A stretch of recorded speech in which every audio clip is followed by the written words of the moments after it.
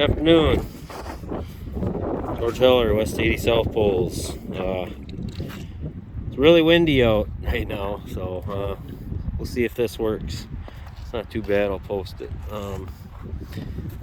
Yeah, it's March 2nd.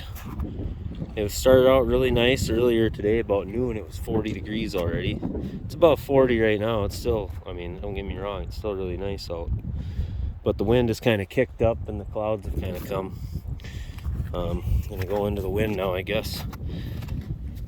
Yeah, just been spending all winter putting carbon down here. Went and just picked up another load of hay.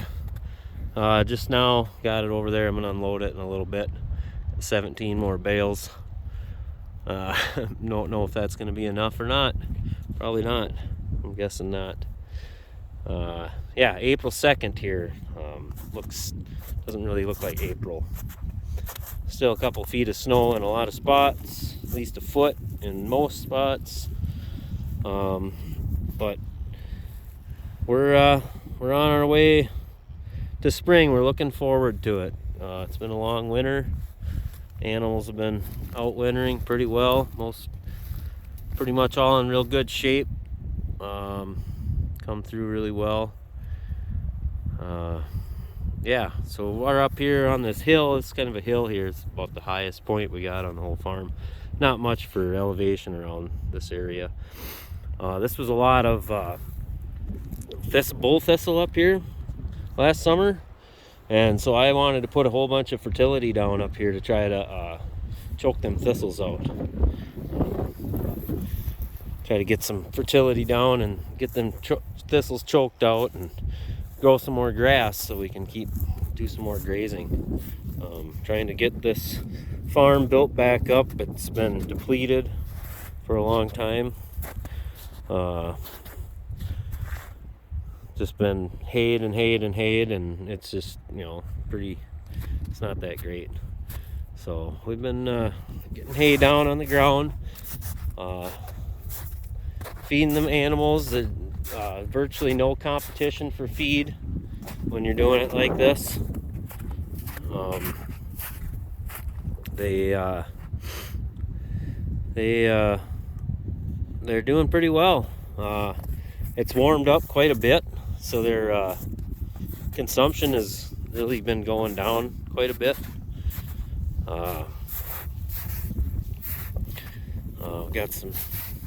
They've been doing really well. It's real important to get some carbon down and get fertility spread around to encourage some soil health. We're going to try to practice soil health principles. I can't tell you what they are off the top of my head, but one of them has to do with livestock running on the ground, and that's a big part of what we're doing. Yeah. But so we've kind of did a bad job of managing my bull last summer, and we do have a calf. I'm going to show you that in a minute. I thought I'd start up here and then we'll walk out there, but yeah.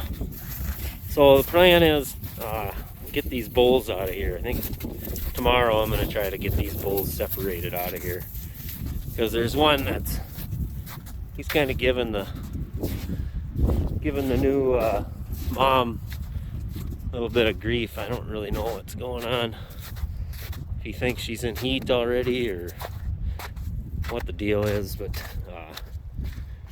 she's doing a good job keeping her calf safe.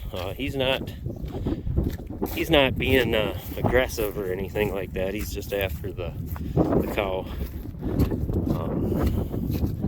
Yeah, this is just kind of a low. This will actually be running water here. I would say in 2 weeks there'll be a river, well, a creek, I guess. There'll be a creek running all the way down through there, all the way over to there, and it'll be wide, and it'll come right around here.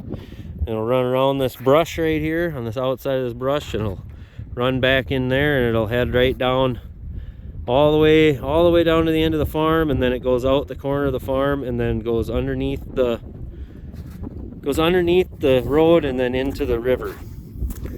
And then what happens is all that area over there is all uphill from here, on beyond all the neighbors' property, and it all collects in a creek and comes down and travels through here. It was really nice last year because I used it for watering. I watered the cattle in it. I didn't have to have a water tank. I didn't have to haul water. I didn't have any pressurized water at that time.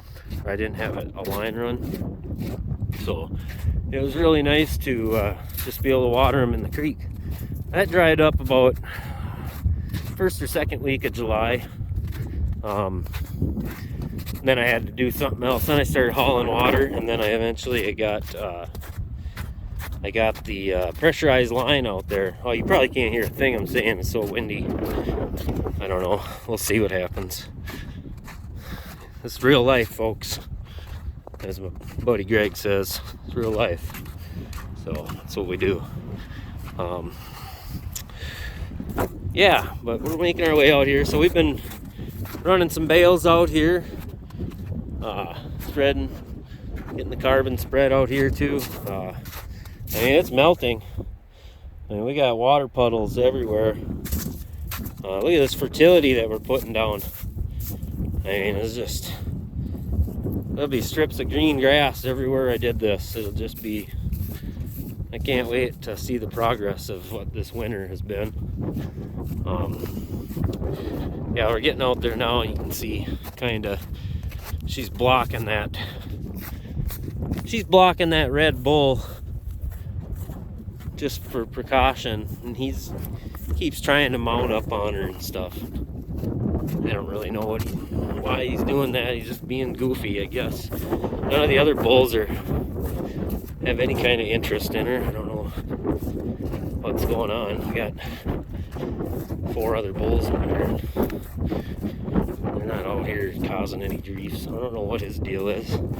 He's not doing anything aggressive with the calf at all. Not interested in the calf. Kind of keeping an eye on him, making sure. But yeah, it's windier than heck. We're kind of out here. I got a guy coming to look at fence posts here.